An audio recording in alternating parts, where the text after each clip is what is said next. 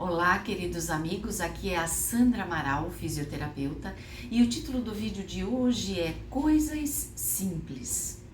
Bem, eu queria refletir com vocês hoje sobre providências simples, fáceis, que estão em poder das nossas mãos, que podemos fazer em prol de nós mesmos, em prol de dores que surgem, de sentimentos e pensamentos que nos assaltam e nos desequilibram, em prol de desconfortos corporais que aparecem e a gente já vai correndo no médico, já vai correndo no remédio e se esquece das coisas simples que estão em nossas mãos, que podemos perfeitamente fazer uso de determinadas coisas que nos façam nos sentirmos bem quase que imediatamente após o desconforto surgir, e nós abrimos mão muitas vezes desse nosso poder pessoal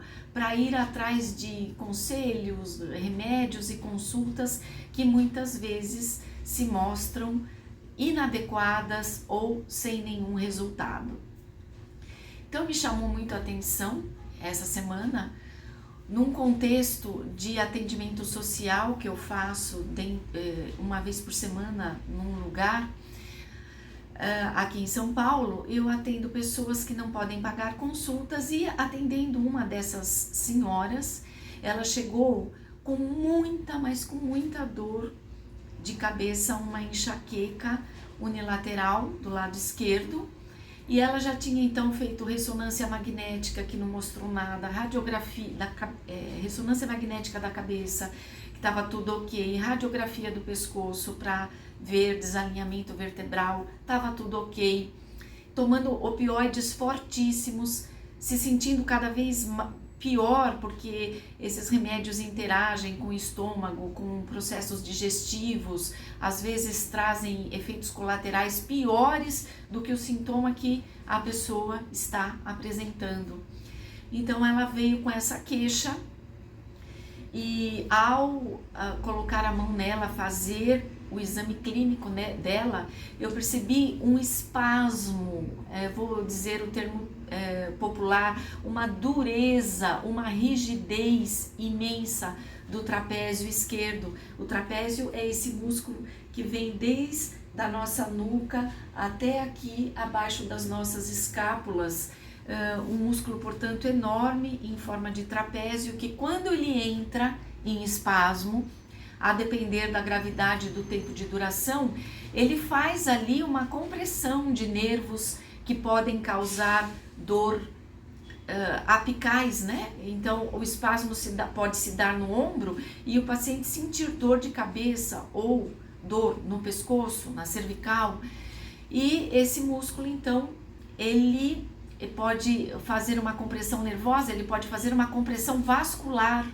diminuindo o afluxo sanguíneo para essas regiões e causando sintomas advindos deste achado fisiológico, clínico que acontece.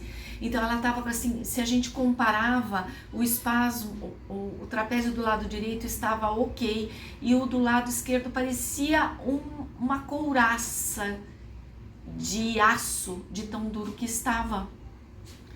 E eu tinha pouco tempo para atender, 15 minutos ali, e comecei a fazer compressões nesse trapézio, pedir alongamento, pedir respirações, pedir consciência dessa região com movimentos de sobe o ombro, sobe, enterra o pescoço no ombro e solta de repente. Inala e solta. Pedir alguns movimentos desses que você pode fazer aí agora, se você estiver com dor de cabeça, que foram muito bons. Quer dizer, a julgar pelo tempo que eu tive com ela, ela já saiu de lá sentindo um alívio muito grande, relatando um bem-estar muito grande apenas com isso. Quer dizer, ela não deitou numa maca, eu não usei os equipamentos analgésicos e anti-inflamatórios que normalmente a gente usa, eu não fiz as trações cervicais que normalmente a gente usa. Eu não lancei mão de outras técnicas miofaciais ou de shiatsu, que é digitopressão, que normalmente dão muito certo em casos como esse, mas eu não tive tempo de fazer nada disso com ela. Ela apenas se sentou, eu manipulei um pouquinho com miofacial, com digitopressão e pedi para ela alguns movimentos como esse que eu acabei de falar para vocês. E ela saiu muito melhor. E os remédios que ela estava tomando não estavam se mostrando eficazes, eles eram inócuos, eles não adiantavam nada naquele momento para ela. E procedimentos simples que ela mesma pode fazer sozinha ou que ela pode pedir para alguém fazer, se ela não puder ir a um fisioterapeuta, ela pode orientar alguém que faça esse tipo de pressão.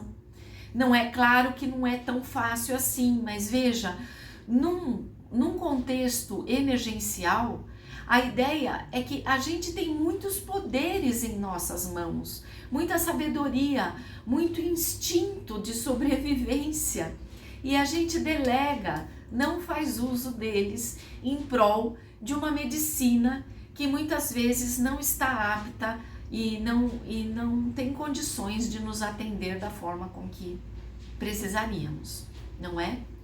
Isso me chamou a atenção. Uma outra coisa que ocorre, principalmente com o cair da temperatura, com o tempo mais frio, são os idosos reclamarem de cãibras noturnas. Então, o cãibra é quando o músculo, principalmente da panturrilha, né, da batata da perna, entra num espasmo involuntário e ele fica contraindo e o pé entorta e a pessoa sente muita dor. Bom, a primeira providência é aquecer muito o pé na hora de dormir. Então, meia, cobertor, tudo que você puder, deixa o pé bem quentinho, porque a cãibra se dá por vários fatores. Um deles é o térmico. Se você aquece, a cãibra tende a diminuir e a passar mais rápido, ou você previne o aparecimento dela. Um outro recurso bastante fácil de fazer é o alongamento da panturrilha. Então eu estou colocando aqui um desenho do pé fazendo a flexão dorsal, que é quando levanta o dedão em direção ao nariz, e quando estende o pé, a flexão plantar, que é quando você leva o dedão em direção ao chão. Esse movimento feito várias vezes também aquece essa região do tornozelo, levando mais sangue, alonga os músculos sóleo e gastrocnêmio, que são os músculos da panturrilha, e isso também, durante o evento da cãibra, você fazendo esse movimento de flexão dorsal do pé, a cãibra já vai aliviando na hora. Então isso também é um recurso que está em suas mãos. E às vezes a gente vê pessoas tomando remédios para cãibra e não faz essas coisas simples. Então primeiro a gente tem que tentar fazer o que está em nossas mãos. E se não der jeito, aí a gente vai para atitudes mais invasivas. Mas o que a gente vê hoje em dia é um total e completo abrir mão de uma sabedoria interna que as nossas avós, as nossas mães, as nossas tias, as benzedeiras nos traziam. A gente abre mão disso tudo para ir correndo, ficar numa fila do SUS horas e horas e ter uma medicação que nos prejudica ou, como temos ouvido o relato, muitas vezes uma medicação que o indivíduo nem consegue comprar por causa do valor, do preço da medicação. Às vezes a pessoa nem tem essa condição. Mesmo assim ela vai. Então quisera eu que ela fizesse uso dos chás, das compressas, dos alongamentos. Claro que um corpo hidratado também ajuda na cãibra, porque ela também é uma deficiência eletrolítica. Então você deve hidratar, deve comer banana, tomate, as coisas que têm potássio, Claro que uma alimentação também, mas às vezes um movimento, um calor, uma bolsa de água quente, uma meia quente seria o suficiente para gerenciar essa situação. E vemos também como as questões emocionais trazem um agravamento dos sintomas físicos. Então, se essas pessoas puderem falar aquilo que elas estão sentindo, puderem ser escutadas, claro que não com qualquer um, porque às vezes a pessoa se abre com qualquer um e a emenda sai pior do que o soneto. Ela é julgada, vem lição de moral em cima da cabeça. Então, com gente que age dessa forma, é melhor a gente falar que tá tudo bem, tá tudo bem. Agora, com uma pessoa sensível, um amigo, um parente, que possa nos ouvir ou nos acolher, frequentemente essa também é uma medida que diminui, que esvazia a intensidade do sintoma físico. E é claro que uma psicoterapia sempre. Aí as pessoas dizem, não, mas eu não tenho condições financeiras. Mas veja, existem muitas faculdades de psicologia. As faculdades de psicologia, assim como as de fisioterapia, no último ano, elas atendem pacientes de graça, gratuitamente, através dos alunos que estão se formando com a orientação dos professores. E então, você poderia procurar um desses serviços para se sentir melhor, para poder ser ouvido e acolhido. Sempre tem uma saída, a gente é que não conhece.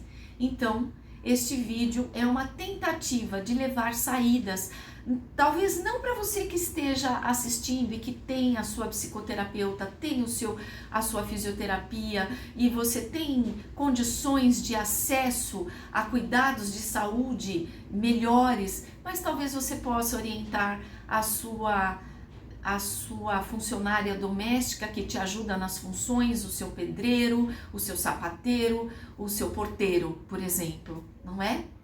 A gente sempre tem o que fazer.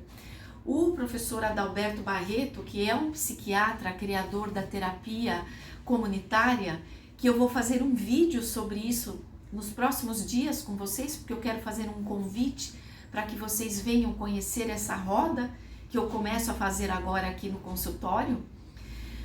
O professor Adalberto Barreto, que criou a técnica, e essa técnica já está no SUS, sendo aplicada pelos profissionais da saúde, ele tem uma frase que diz assim: toda carência gera competência.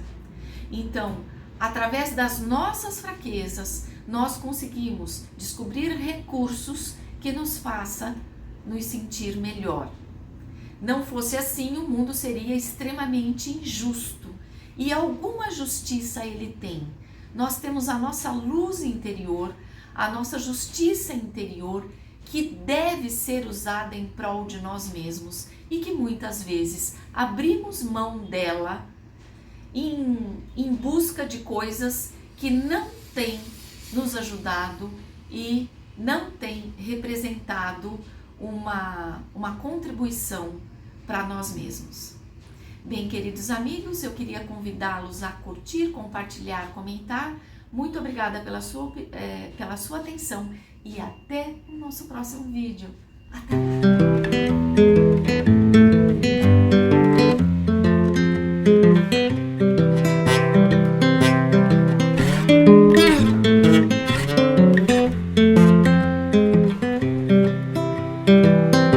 I've been thinking about myself today, thinking how I changed, how I really don't care if you are here or if you don't stay. Now I'm feeling those winter